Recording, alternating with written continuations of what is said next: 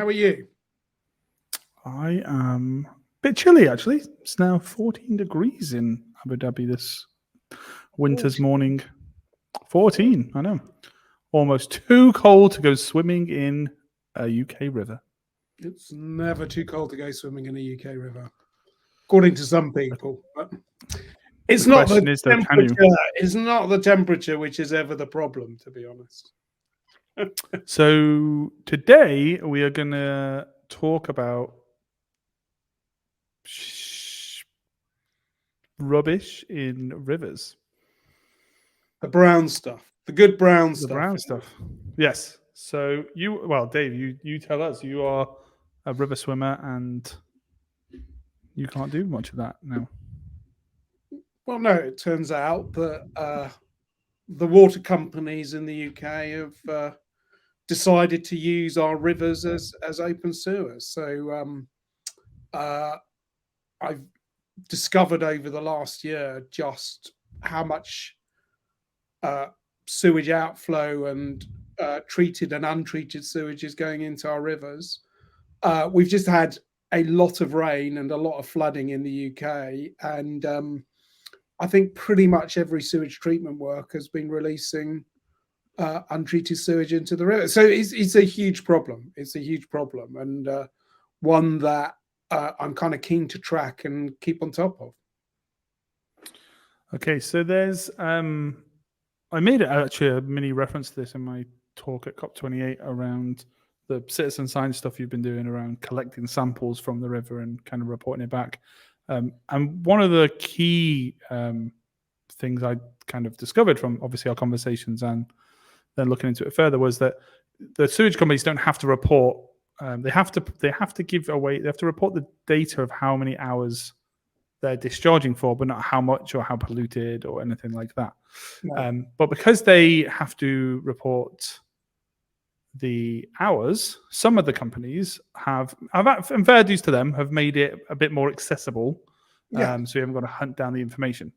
So today we're going to pick on Thames Water. Yes, perfect. So let's look at this. So if you go to the Thames Water website, or you just search for Thames Water EDM map, you will be taken to this picture here. So if we zoom out, this is an interactive map of the UK, and this highlighted area is the area of which Thames Water operates. And if you zoom in, you can see all of these. It's quite green today. Yeah, it's very green. Very green. You can see all of these different places. So these are all sewage works or sensors? They're called CSOs. So they are actual outflows with monitors on them. So they may not be just sewage works. They can also be at the end of sewage pipes as well, or attached to pumping stations. But yeah. So, but these are all the outlets of where sewage of unfiltered water could come from. Exactly. With regards to Thames Water. So if I zoom into here, I can click on. So if I click on this green one here, for example, it says, so this is Milton Stoney, but it feeds into Gaggle Brook. Yeah. Which obviously is the waterway. And it's not discharging currently, and it hasn't discharged in the last 48 hours. And the last time it did was the 6th of the 1st for an hour and 15 minutes, which is it's not great, but it's not too bad. It's not too bad. Not too bad. Let's pick one of these ones. So Benson in Howerbury Ditch is discharging now, and it's been discharging for 31 hours and hasn't stopped yet. No. And actually, if you actually looked at that one, it will probably have stopped for a little while, which means the clock's reset, but it probably will have been discharging for a lot longer. But you know, that's a good example of, like, you're just getting a snapshot here. Yeah. Doesn't give you much of the story. And these red ones, so the red ones are discharging now. The orange ones it's discharging in the last 2 days. Yeah. Yeah. And then these grey ones are offline. Offline. Please not look at Yeah, so in fairness to Thames Water, they've actually spent a lot of time putting more of these monitors onto more outflows. They say they've got 100% coverage. That I don't think is true, but they've got a pretty good coverage now of these outlets. Okay, so then from here I can kind of the filtering and access of it is quite limited. Maybe intentionally. Yeah.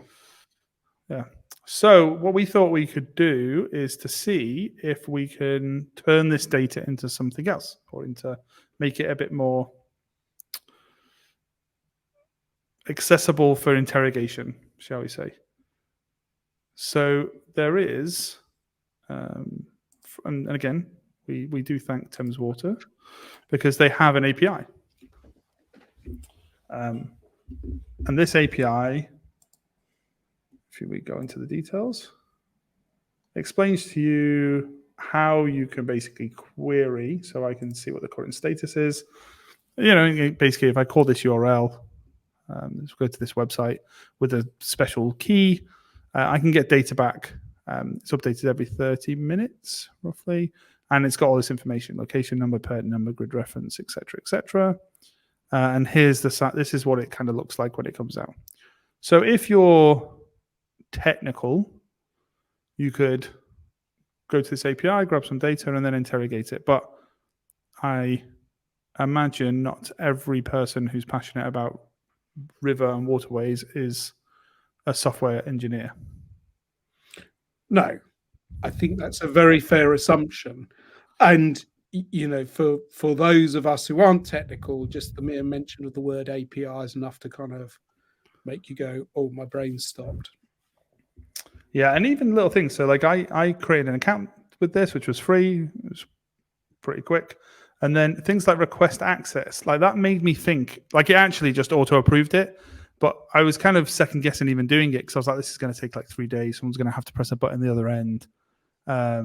Again, it wasn't being very inviting for me to play around with the data. So, but if you did want to play, what you have to do is you create an account, and then you have to create an application. By creating an application, it gives you a key and a token of which you can then access the API. So to do that, just to show you what it looks like, we could use this thing called Postman.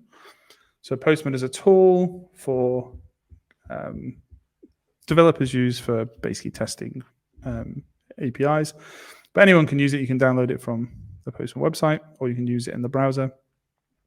And what I was able to do here is go to the URL that was in the documents, and then I did in my secret and my ID. And then if I run it, this basically goes off to the API and returns back to me the data. So I can see here I've got it's a decent. So it's like 200 kilobytes of information, which is roughly 7,600 rows of lovely water-based information.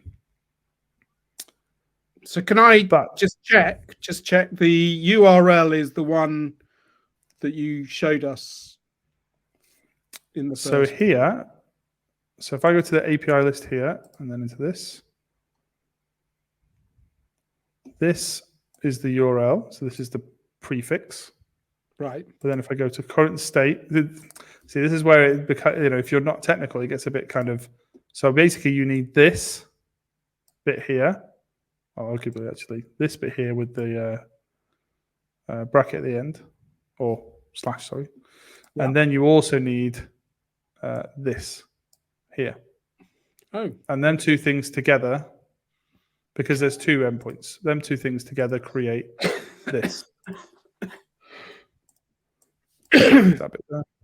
Got you. So this becomes the URL. So you put that URL in, and then you have this ID and this secret, which are inside my applications. You create an application, and then from here you get this, and you can just copy it and copy it.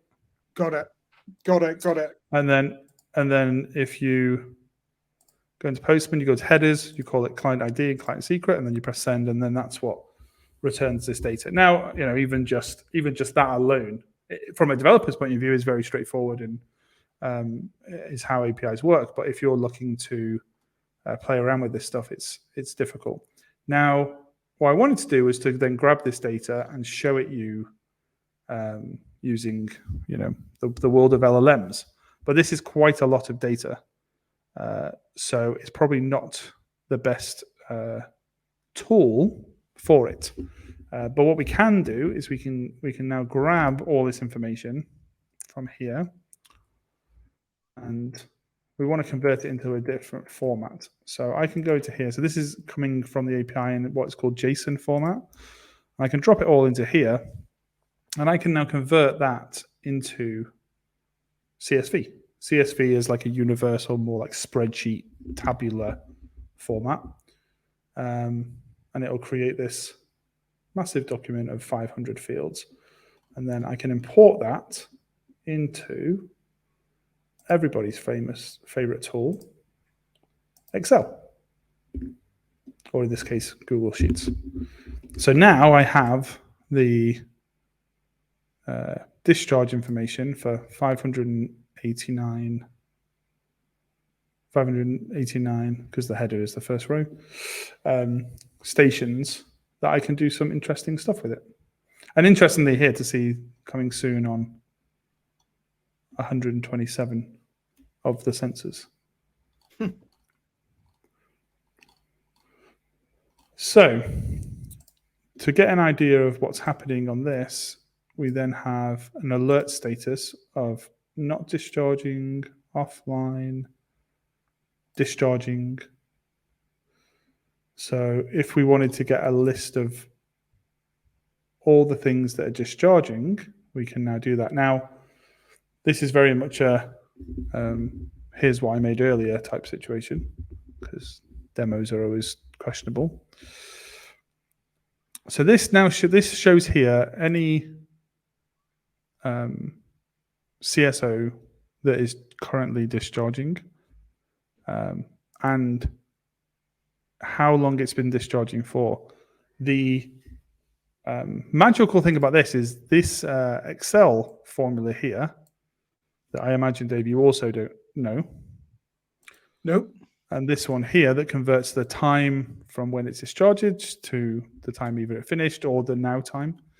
I didn't know either. So I asked ChatGPT to tell me how to create this formula.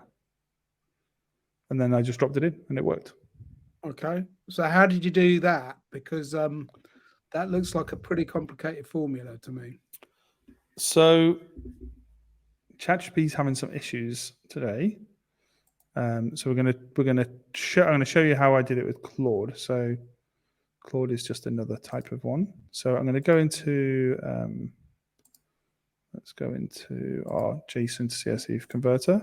I'm just going to grab like the first 5 rows,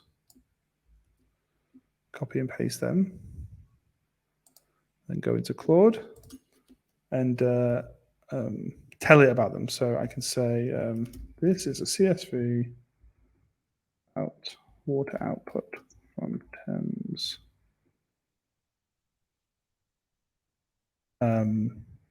Tell me about the file. Example.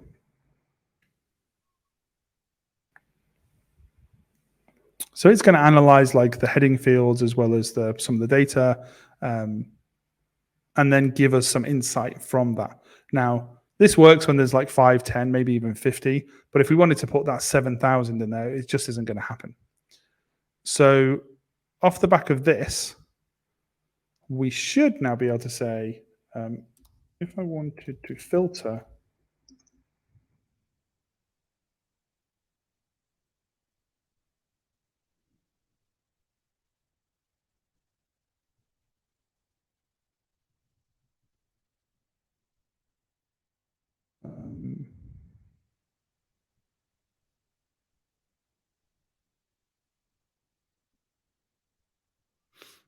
what would that formula be? With ChatGPT, this works. So we'll see if this does it. Okay, so then he basically goes and grabs the formula. And then I would just repeat this process the same way I did for the time. So the formula that we have in here is basically the same thing. The only difference here is it says check that the K row, which is this one here, is blank. So this is that it's finished discharging. Right. So that will tell you it's discharging now.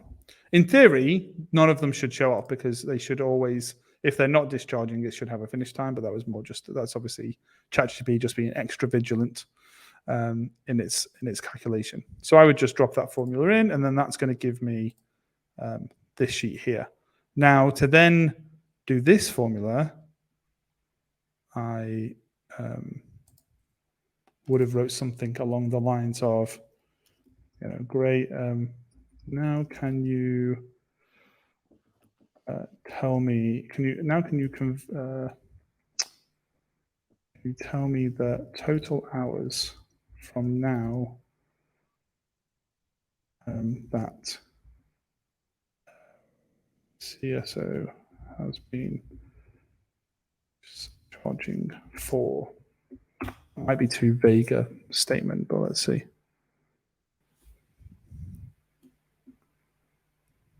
Okay, so ChatGPT managed to actually work this out, but let's ask it another question. So most recent discharge start. So if I said using workouts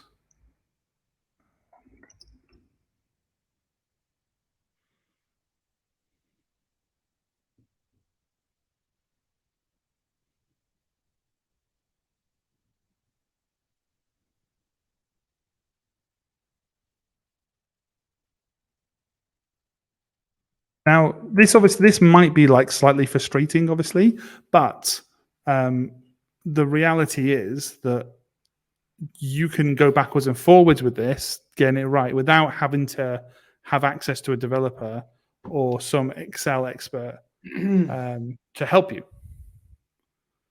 So when you randomly wake up at 1 a.m. stressing about the waterways, you can inquisite the data and say, okay, how can I filter this stuff and present it in an interesting way? Because then once I have that filtered data that we can see here, I can very quickly turn it from, because even this is not that helpful. It's great because you can start to see some of the numbers.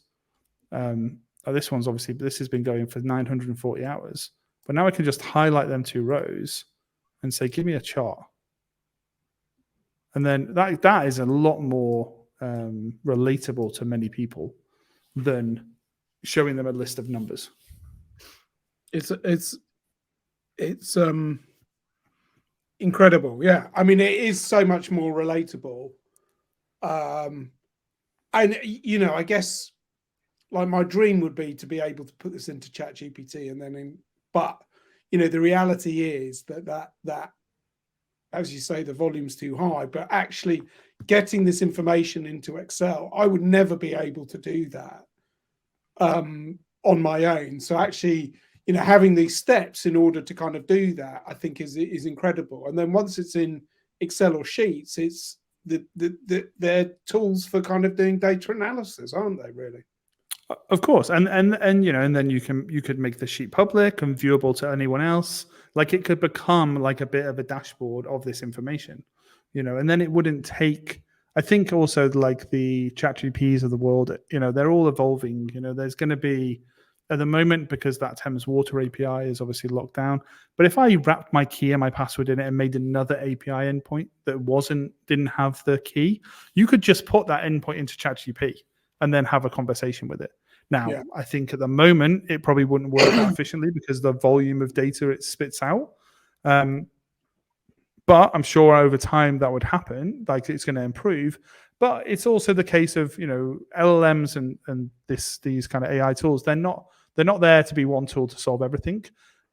In my opinion, the magic here is being able to have a chat with this assistant as you're doing it, going, oh, what's that Excel? Even I was like, what is that Excel formula to work out, the data?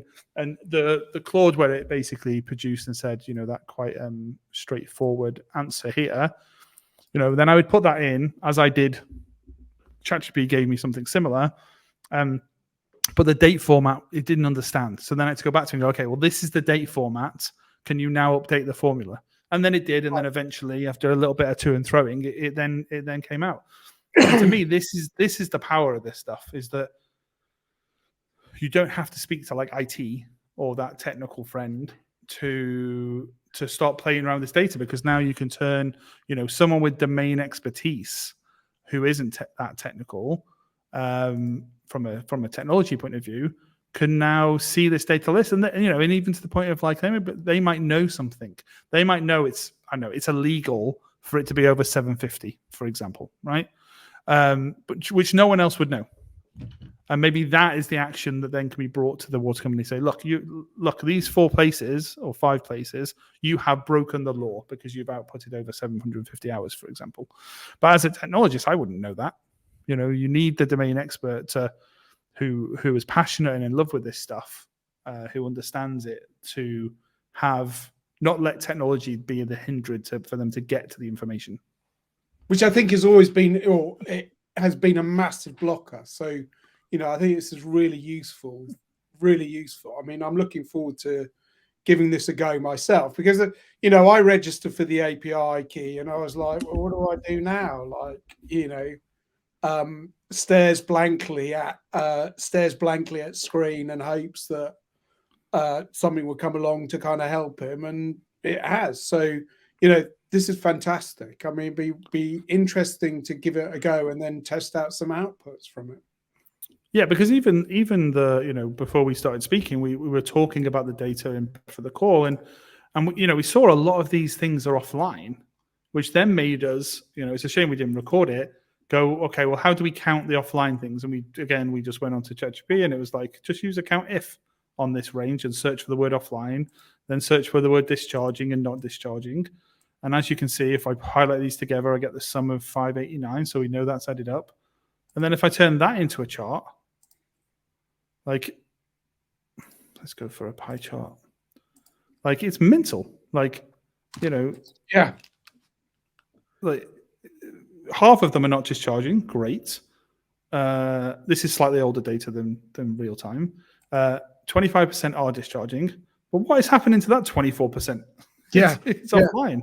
So does that mean that it's not discharging? Does it mean that it is discharging? Like, they could be half and half. But again, this data gives you like, if you kind of step through it now and go from here, which all looks quite green, you'd be like, okay, everything's fine. Or you would zoom into your exact river and you wouldn't care about anything else. But actually, by taking, going from this data now to this and seeing that, makes you kind of go, it's not great. And imagine having access to that information that's changing every 30 minutes and it being persisted inside of a sheet like this. That means anyone can start playing around with it.